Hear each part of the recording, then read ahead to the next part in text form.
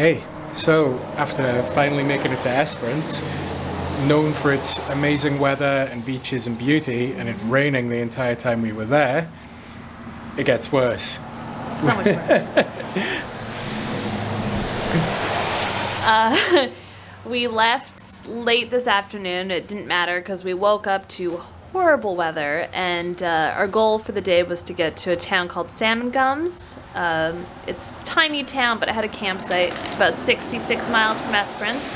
We made it about 33 before the rain soaked straight through our supposedly waterproof clothes, and we chanced upon this place called Pioneer Park in Scadden, which is, I wouldn't really say it's even a town. I wouldn't necessarily call this road magic. It would have been nicer to get more mileage in, but at least we have cover.